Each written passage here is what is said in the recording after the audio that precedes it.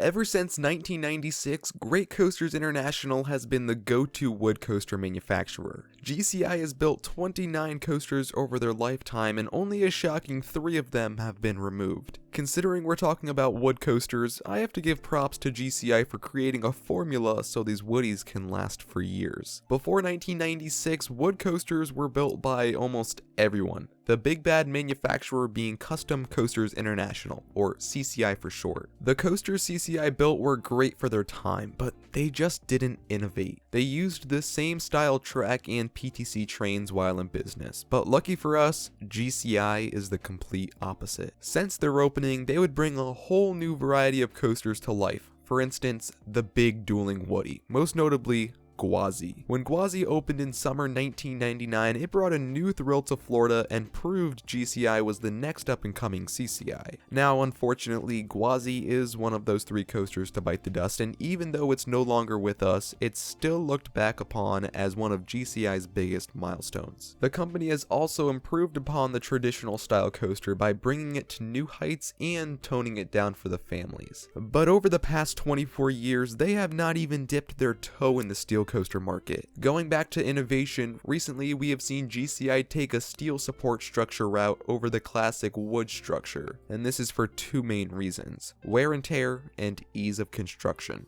With the company becoming familiar with the steel support structures and not too long ago debuting their new steel track, could we see the steel track on a steel structure as GCI's first full steel coaster? Well, today we take a closer look at what GCI is hiding up their sleeves and how it could get them on par with top tier manufacturers like Intamin and even RMC. If you're new to the channel and enjoy the content, click that subscribe button down below so you don't miss out on any future coaster theories. Also, today's shout out goes to Behemoth's Trims. If you want to get featured in my next video, just comment something down below. If I like it, then I'll be sure to put you in my next video. Back in 2011, the coaster industry would be changed as RMC debuted its hybrid coasters. After only 9 years since their first coaster, RMC has gone international, building 21 coasters in 3 continents. After becoming so popular in such a short period of time, it wouldn't be long till other companies catch on. B&M started making these smaller lifter hills on some of their recent hypers like Shambala, Mako, Candymonium, and Orion. Another manufacturer drawing inspiration from RMC is Intamin. Lately on Intamins, we've seen a lot more 0G rolls, stalls, and ejector hills. I'm not saying Intamin hasn't made these elements before, but now we're getting a lot more of them. But I'm not complaining, Pantheon looks incredible. Now what about GCI? As of now, GCI is not doing anything crazy as far as using RMC's elements, but over the next couple of years, their coasters will look completely different. I'm talking about the new model that can reach 200 feet, the new trains, and the new track. We have a lot to uncover with all of these new products, so let's dive right in. First, let's start off with the new style of coaster. As expected, GCI is going to stick to their wood coaster roots, but with the introduction of a steel structure, we can finally see wood coasters reach the 200-foot mark. We've already seen wood structures reach 200 feet, but now with a steel supporting lift, we can see it on a more consistent basis. We'll see the first woodie, non-hybrid, other than Son of Beast,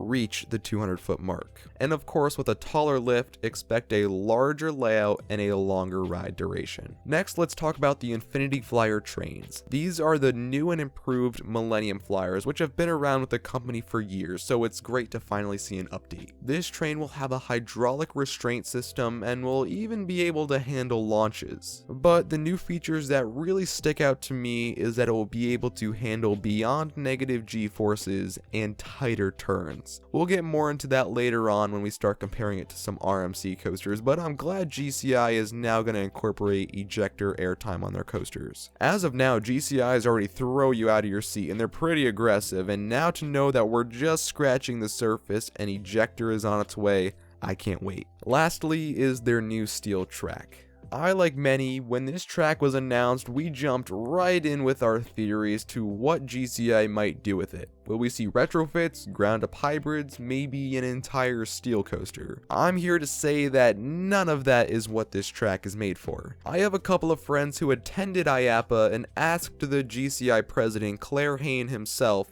what this track was designed for. The answer was inversions and a substitute for wood in places where it might be too stressful. I'm guessing on those tighter turns the Infinity Flyers were made for. If you look at the way woodies are built, everything is done on site and nailed into place. Imagine needing to hang upside down and nail in several boards to make an inversion when you can easily just lower in a steel rail. So to anyone asking, yes, I do believe that GCIs with inversions will have both wood and steel track.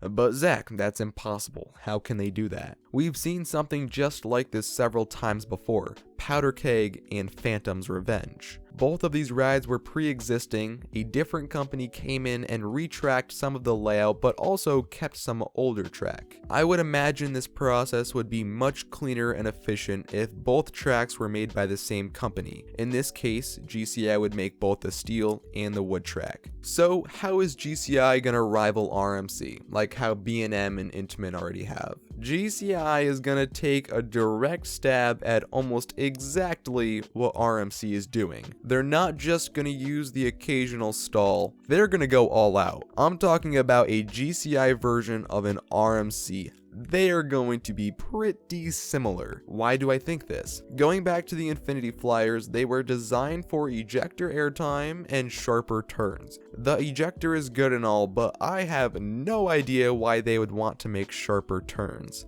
Yeah, maybe they could throw in a sharper turn on their family coaster, but then again, if they're making a family coaster, they're just gonna give it the Millennium Flyer. When I think of their layout, I think of airtime, airtime turn, and then maybe get a little bit lower at the end. Just comparing Texas Stingray hauling into the brake runs, with the speed that GCIs have, they're not gonna need to make sharper turns, unless sharper turns come with a new model. Let's take a look at Steel Vengeance as an example. When riders get off, what do they consider the best part?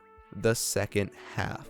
Why? Because it was quick, whippy, and so much thrown at you at once. That's why I think GCI will build sharper turns, so they can make a third lap around the structure. It will give them a longer ride, but most importantly, a better ride. So, what do you think? Do you agree or disagree? Be sure to tell me in the comments down below. I read every comment and would love to hear what you have to say. Also, be sure to click the top link in the description down below to pick up some of your very own theme park media merchandise. We just dropped a new merch store and all of the designs are looking clean. All the apparel is super comfy and any purchase helps out the channel. Also, if you guys are not already listening to my podcast, Talkin' Trimless, go check it out. And we also just dropped a Talkin' Trimless Patreon. So if you want to get involved with the content on a much deeper level, definitely go check it out. Link in the description down below. If you enjoyed today's video and want to see more just like it, click this playlist right here. If you want to subscribe to my channel, click my logo right here. I'm Zach from Theme Park Media signing off, and I will catch you